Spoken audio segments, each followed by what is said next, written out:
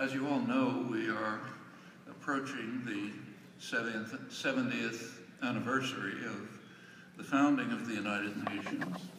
It's a good moment to reflect on its origins, its fate in these years since, and prospects for the future.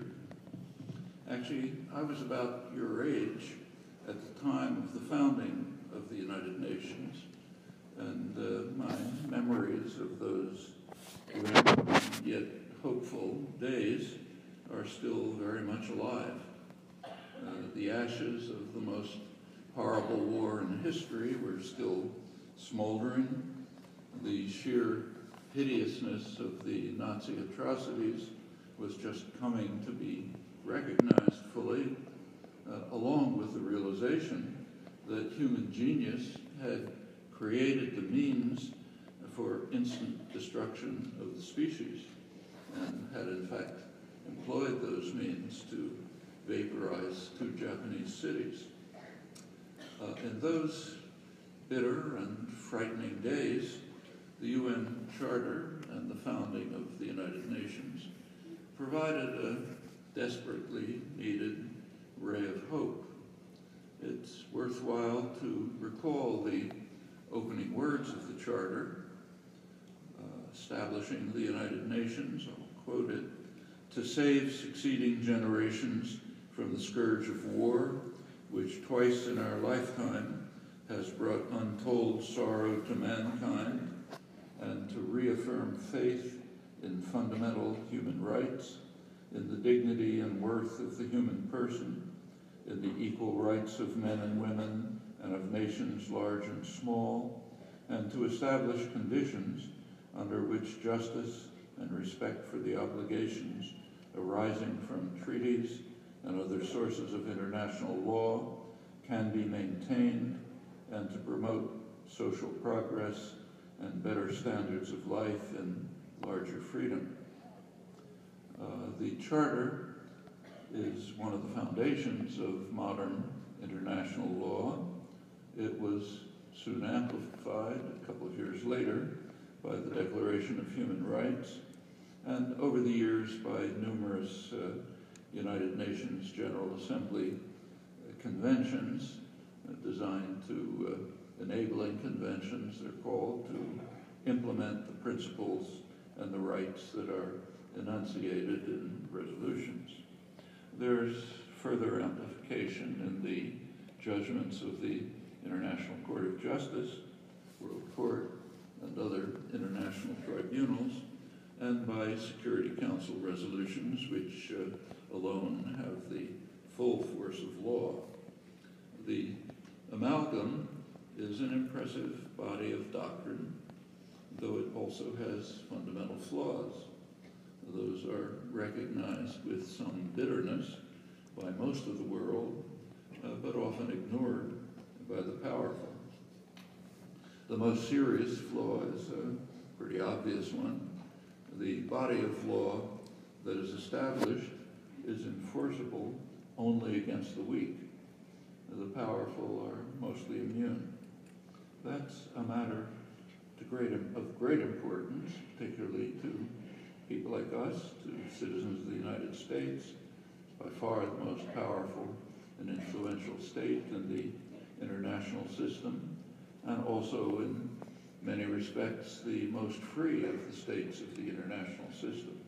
That combination, which I'll come back to a number of times, is of great significance. The United Nations can operate only insofar as the great powers permit. That's obviously true for the 5 powers that have the veto right at the Security Council, who can exercise a veto, but there are of course many other forms of influence and control.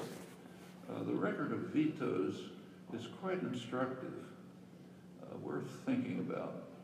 To understand the record, it's necessary to look at how power relations have evolved over the years. And what you find is that the veto very closely follows the course of distribution of power in the international system. in quite revealing ways.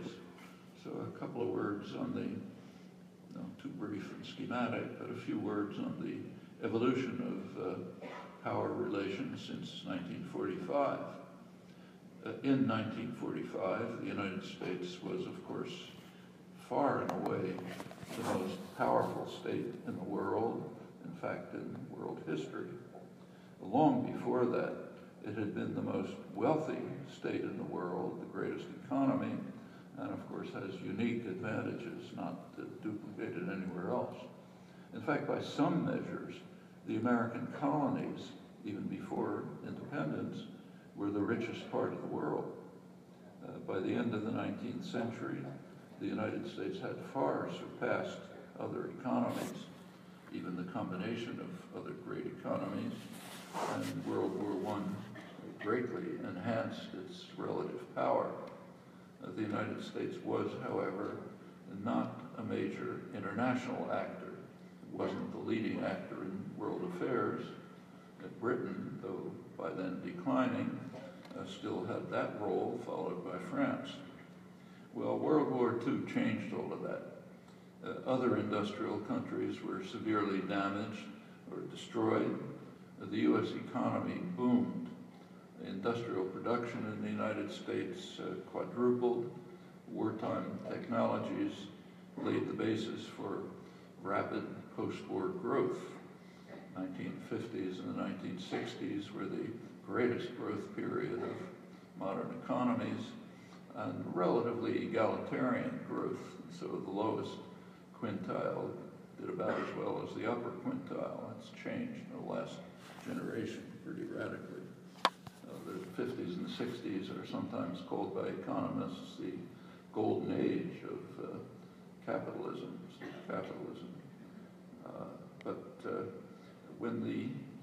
When the United Nations was formed in 1945, the U.S. literally had half of the world's wealth. Nothing like that in history. And it had overwhelming military predominance. The United States controlled the entire hemisphere. It controlled both oceans, controlled the opposite sides of the oceans. That is unprecedented. And of course, the United States alone at the time had the ultimate weapon, the atom bomb. Well, considering the circumstances, no one with any familiarity with history would have doubted the outcome. Naturally, the U.S. would largely control the United Nations under those conditions, and in fact it did. And it's also no surprise that with the Cold War just beginning to heat up, the United States used its power to employ the United Nations as a weapon against its superpower enemy, the Soviet Union. And one direct result was Russian vetoes. In fact, the Russians cast all of the vetoes in the early years of the United Nations. By the 1960s, the situation was changing. Other industrial powers were recovering from wartime devastation, and crucially, decolonization was underway. The imperial systems were collapsing.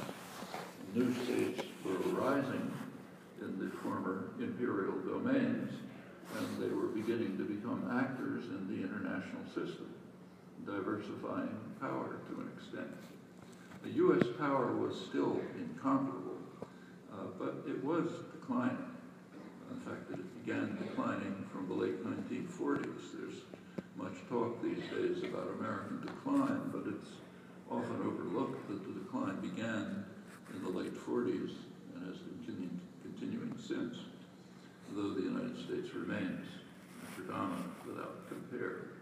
So by 1970, U.S. wealth was about 25% of the world total wealth, and still phenomenal quantity, but it's much less than 50% as it was in 1945.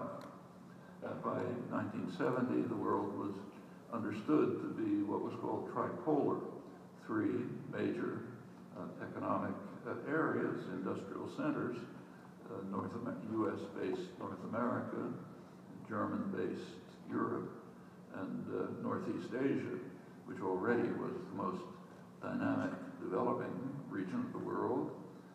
It was then Japan-based, later came to include the advanced industrial economies of Japan's former colonies, Taiwan, South Korea, more recently China, and some of the Southeast Asian countries.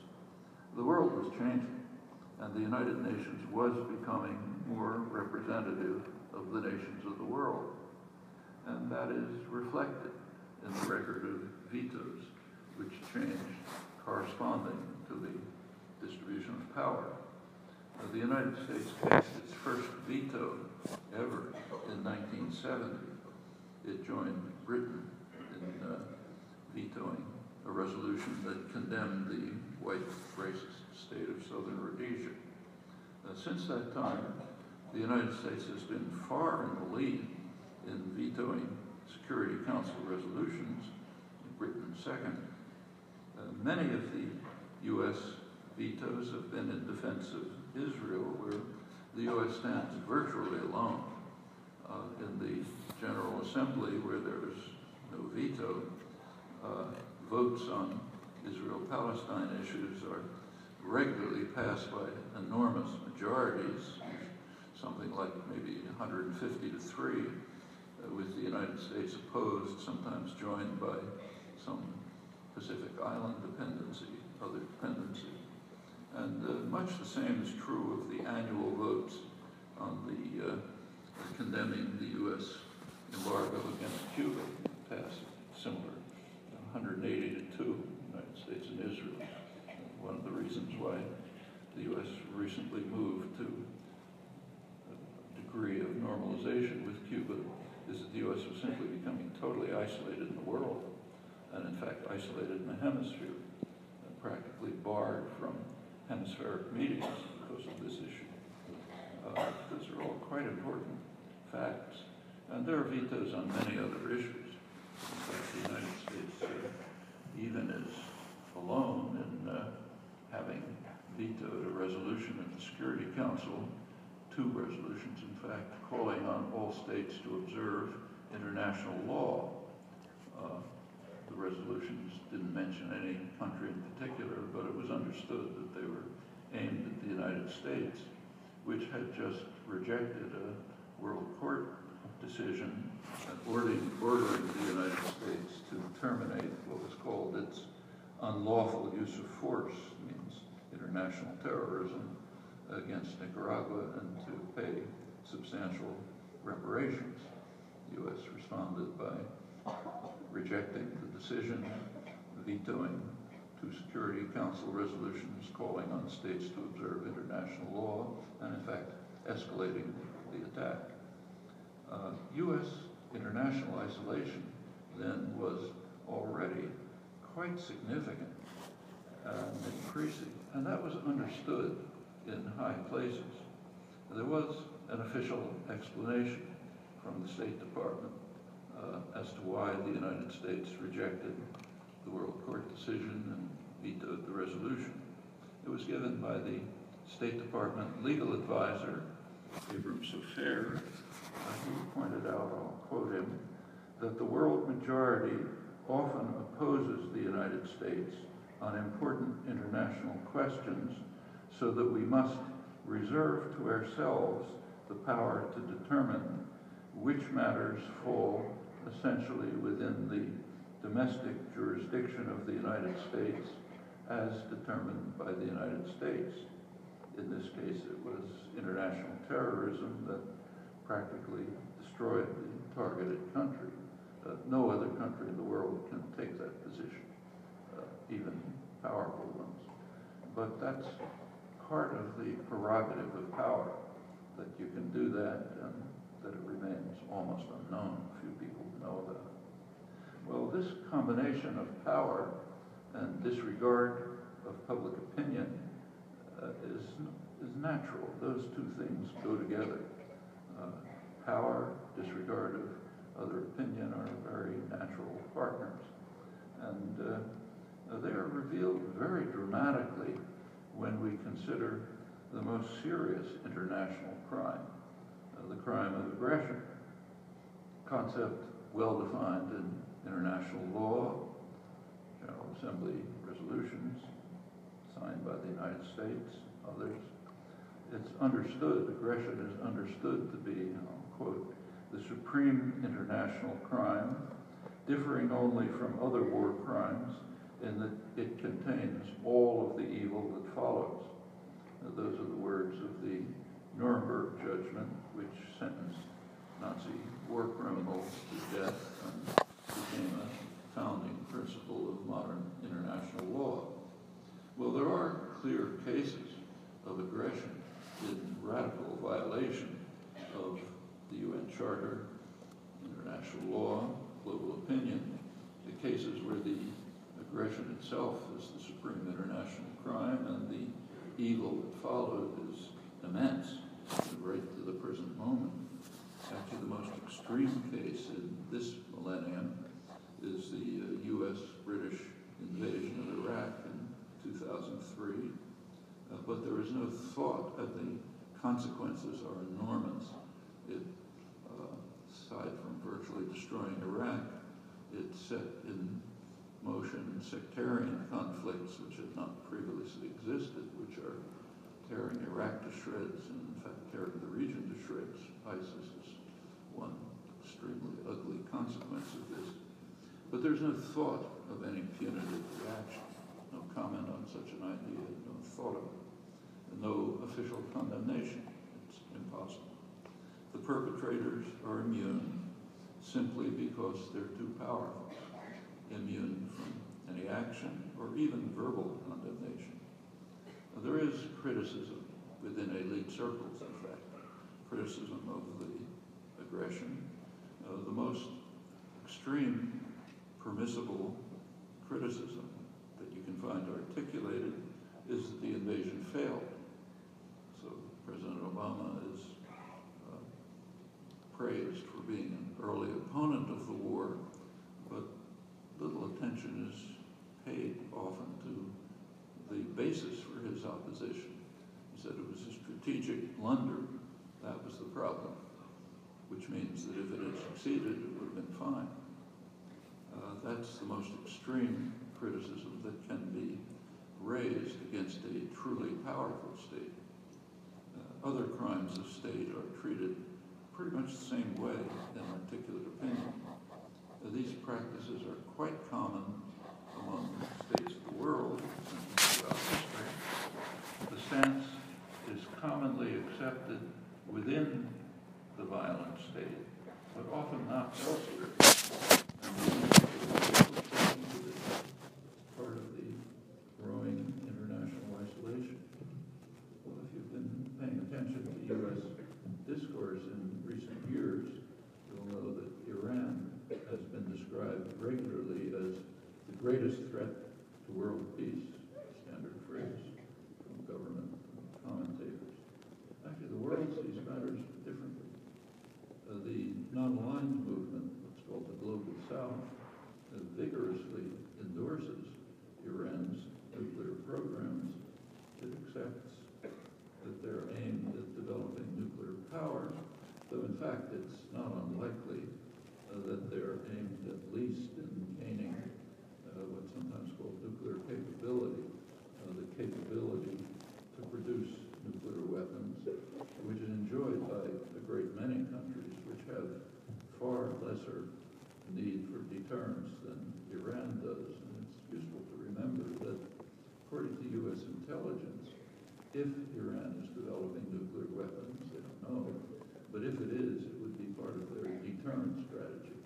And no rational analyst thinks there's any possibility that they could use them or even threaten to use them. The country would be instantly vaporized. But the views of the non-aligned countries, the Global South, are simply which represent the large majority of the population of the world. But those are disregarded in the West. You can barely find a comment about them. You could search to check. And interestingly, also dismiss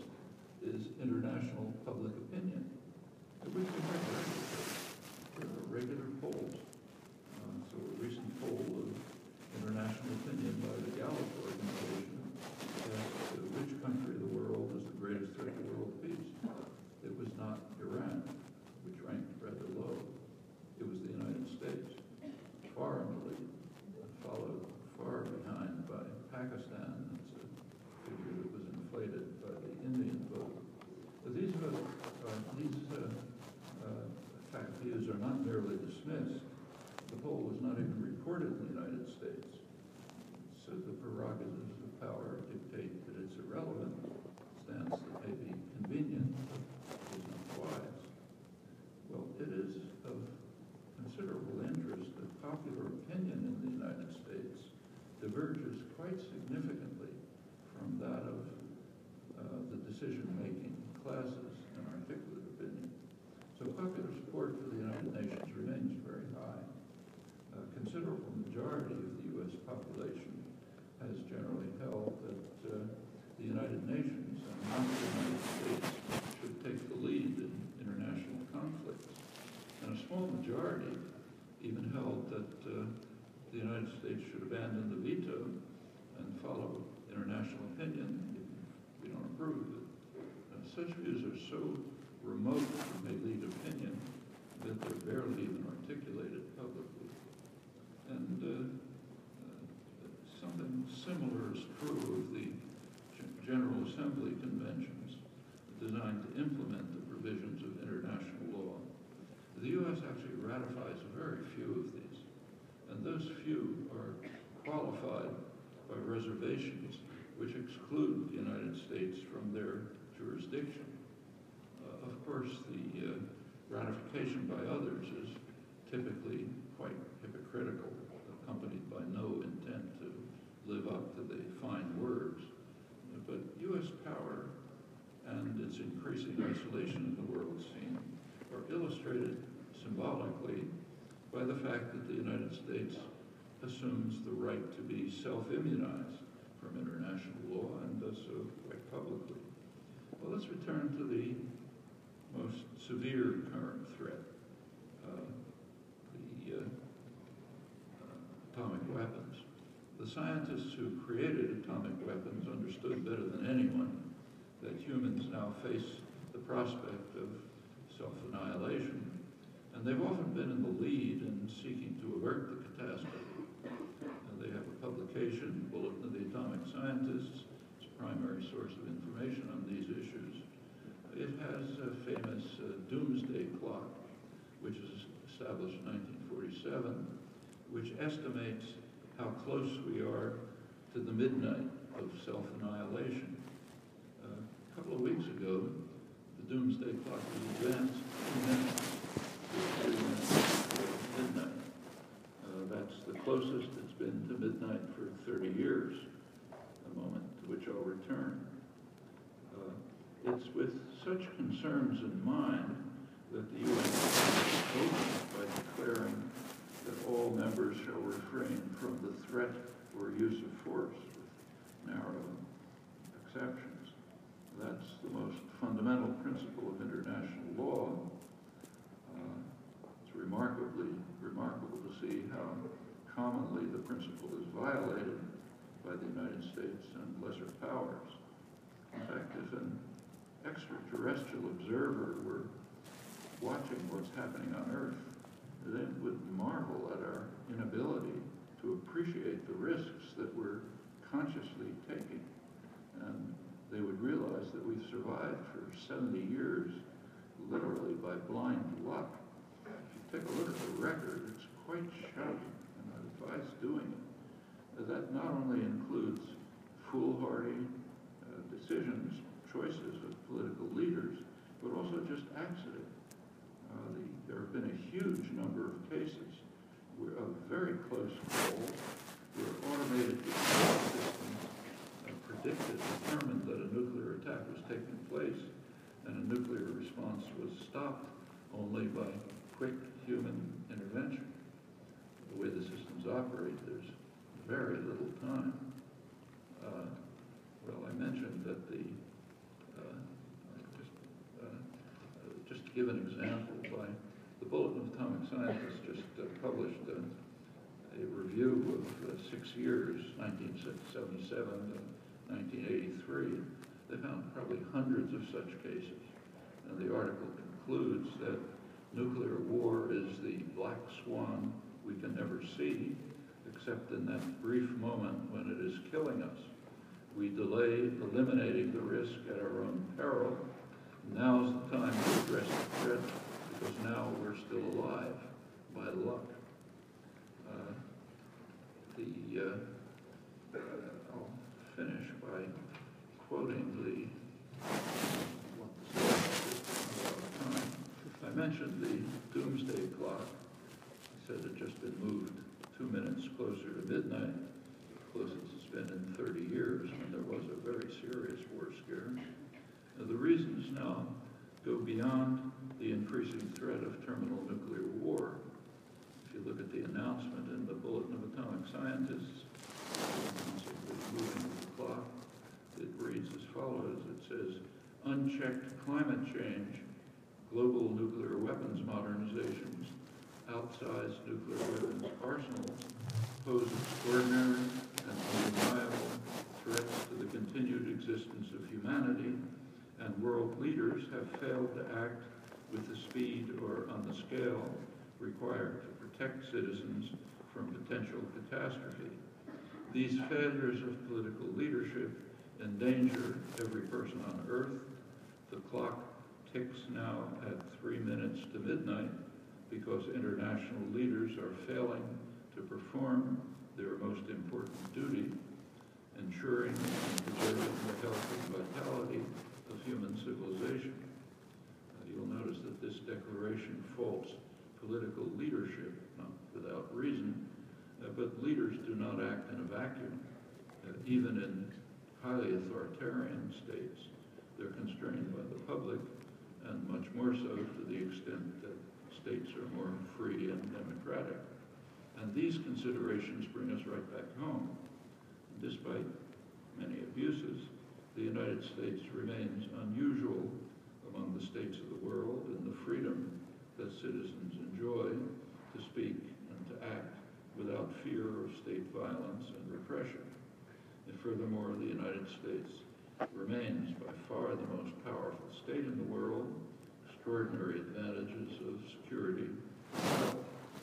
And that combination of great power and great freedom provides unusual opportunity and also unusual responsibility for American citizens. More than any others in the world, we are in a position to act to bring the aspirations of the United Nations to fruition and to turn the doomsday clock back far from midnight.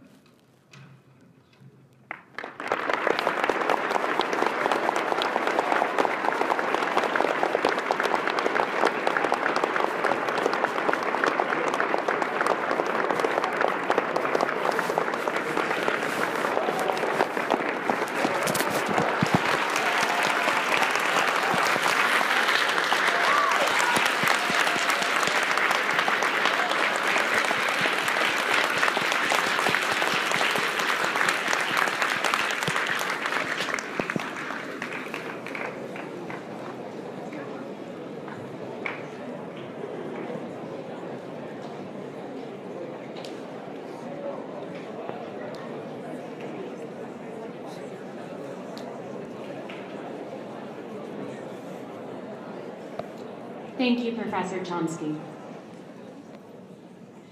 And now we would like to introduce our charity speaker. When veterans return home from war, adjusting back to civilian life presents many challenges. Veterans are forced to find a job and begin transitioning back to an average American lifestyle, often while coping with psychological difficulties. These struggles regularly put newly returned veterans in situations where finding stable housing is a daunting task. The New England Center for Homeless Veterans works tirelessly to combat this issue in our own community. They offer a training program that prepares veterans to tackle job searches, as well as a housing program that covers several tiers of need. BosMUN 14 is proud to be raising money for this amazing charity throughout the duration of this conference. It is my pleasure to introduce to you Anju Mccauley, the organization's CEO and president, here today to speak to you more about the work his charity does.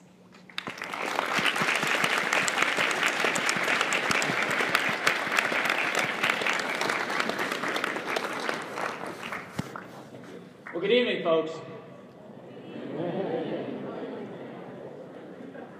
I'm Anju Mccauley, and I am here on behalf of the New England Center for Homeless Veterans. And I do want to take just a couple of minutes of your time to express our appreciation, my personal appreciation, and the appreciation of the veterans that we serve for the support that you're providing to the center and to the veterans we serve. So thank you very much.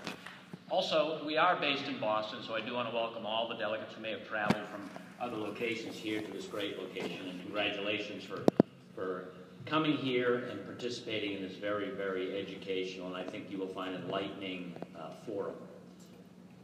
Model UN is obviously modeled after the United Nations, and the United Nations is certainly an institution, an international institution that was founded and is dedicated to the ideals of peaceful coexistence. And I think that it would be fair to say, and I'm certainly probably biased in that regard, that people who serve in the United States military, citizens who elect to join one of the 4 services of the United States, are in fact a very strong force for peace in our world. They defend our freedoms, but I think they, from a larger perspective, they are in fact a very strong and effective force for peace around the world. That was my experience in the 30 years that I served, and I think that does reflect in many ways the missions of the United Nations. So I think there is some synergy and some overlap there, and I guess that might be my perspective. But I want to tell you just a little bit about what the center does, and I don't want to take a lot of time because this is obviously not what the focus for this forum is. But people who serve in the military and then when they return to civilian life are considered veterans. They are veterans. They have raised their right hand and sworn to support and defend the Constitution of the United States. And when they return to civilian life, they are a very, very important and strong component in our society and in our community. In the United States today, there are almost 22 million veterans, and they range in age from early 20s all the way up into their 90s and to 100. It is a very important, but it is actually a shrinking segment of our society. It represents just a little under 7% of our society of people who served in the military. And veterans are very successful overall for a number of different reasons. People who serve in the military, I think, self-select to serve in the military, and they tend to be people like yourselves who reach outside themselves, people who want to be part of something important, people who want to be part of an important mission to bring good to the world. And I think as a result of that, they bring those qualities to their post-service careers and lives, and they generally are very successful. I also think that some of the characteristics, some of the skills, some of the qualities that they gain through their service, their ability to subordinate their own goals and needs and sometimes safety and health to the larger mission, I think also serves them well. And they do very well. They are overall more educated than the general population, and they are more affluent, and they actually do very well. But veterans are people, and people, as you know, throughout their lives, and as you experience that, you will see people just like nations and people all over the world experience complexities in their lives and challenges in their lives. And for veterans who experience challenges, sometimes when they're transitioning from their time in the service, following that, when they experience challenges and they're not able to be successful on their own, in the past, and unfortunately currently now, some of them find themselves facing that disruptive and disabling condition of homelessness. And homelessness is something that I have been able to gain an appreciation in the years that I've worked with the center, how disruptive and disabling that is. It does not reflect their quality, it does not reflect their dignity, it does not reflect their aspirations or their education or their intelligence, but it is a disabling condition. And the New England Center for Homeless Veterans' goal, in fact, is to end homelessness for every veteran who may experience it and be part of a larger national campaign, a state campaign, and a City of Boston campaign to make homelessness for veterans in this country something that is in the history books. Just like the United Nations goal is to make something where open conflict is something that's just in the history books. And I think we do that, as was described, through a series of services to veterans, social services, human services, where it's helping them gain housing, helping them gain the skills to be successful in employment, the skills to help them overcome the challenges they may have. They could be based on physical disabilities, they could be based on economic It can be based on family estrangement and many other factors that sometimes combine to force veterans, and it's a small percentage, but an insignificant number of folks, to experience that homelessness. And any time of the year, but most acutely here, this time of year when the weather conditions in Boston and in many parts of the country are so severe, homelessness is something that no person who has served their country, we feel, should experience. Veterans are no more deserving than any other person, but we think they are especially deserving. And one of the advantages of having a campaign to end homelessness among veterans is to, in fact, come up with the broader templates of social services in our society, and maybe even around the world, so that homelessness overall for all the citizens of this country and the citizens of this world do not have to experience that also.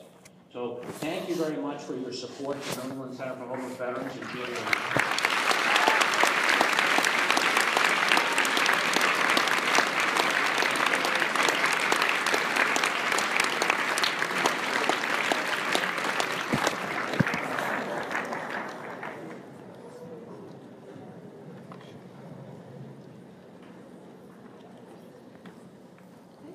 I would now like to welcome back the Secretary General to make closing remarks.